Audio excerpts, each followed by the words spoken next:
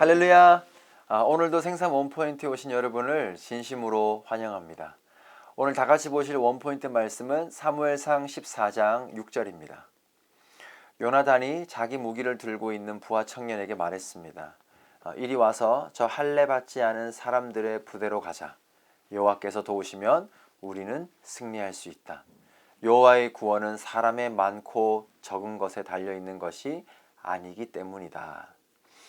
여러분 한번 생각해 보십시오. 만약 한 사람이 45명이 모인 한 팀과 싸운다면 누가 이길까요?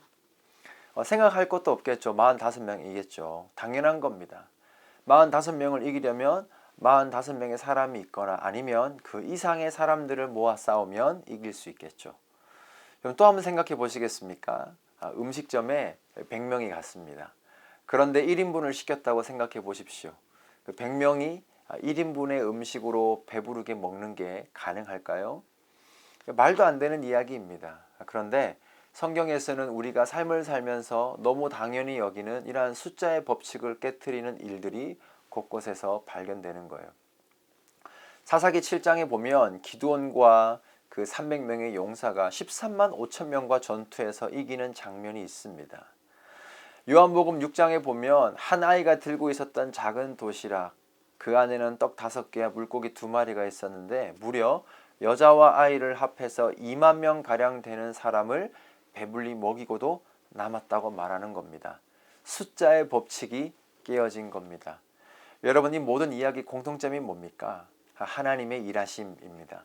하나님이 일하시면 숫자의 법칙은 깨어집니다. 더 정확하게 말하면 하나님을 우리 인생의 계산식에 넣고 다시 계산해야 된다라는 겁니다. 그렇습니다. 여러분, 믿음은 풍성한 하나님을 우리의 인생의 계산에 넣는 것입니다.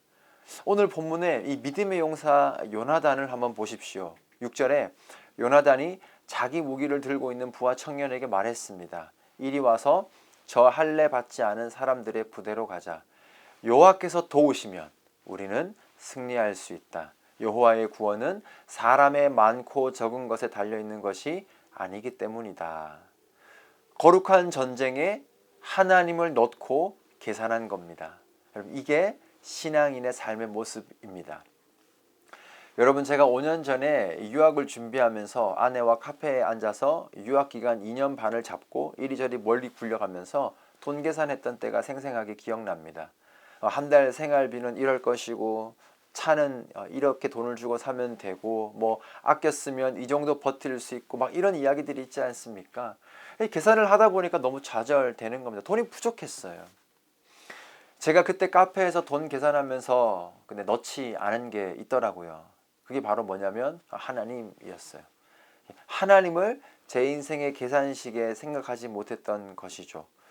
막상 유학을 가보니까 돈은 1년 반 만에 다 떨어졌습니다. 그런데 때마다 시마다 하나님의 개입이 있었고 지금까지 인도하셨어요. 제가 참 기억에 남는 장면을 사진으로 찍어놨습니다. 먹을 게 딱 떨어졌는데 때마침 어떤 분이 오셔서 코스트코에 가서 필요한 것들을 사라고 하시는 겁니다. 그리고 아내와 또 저희 아이와 차를 타고 코스트코에 가서 한가득 짐을 싣고 집으로 가는 장면입니다. 5년 전 제가 이러한 하나님의 일하심을 어떻게 예측할 수 있었겠습니까? 말씀을 정리하겠습니다. 여러분, 혹시 여러분의 인생의 계산식에 하나님을 빠뜨리진 않으셨습니까? 오늘 아침에 이 요나단의 고백을 기억하세요. 하나님이 도우시면 우리는 승리할 수 있다. 여호와의 구원은 사람의 많고 적은 것에 달려 있는 것이 아니기 때문이다. 기도하겠습니다. 하나님, 감사합니다. 오늘도 주를 신뢰합니다. 내 인생의 계산식에 이러한 숫자의 법칙을 깨트리는 하나님의 일하심을 바라보며 나아가게 해 주옵소서. 감사하오며 예수님 이름으로 기도합니다. 아멘.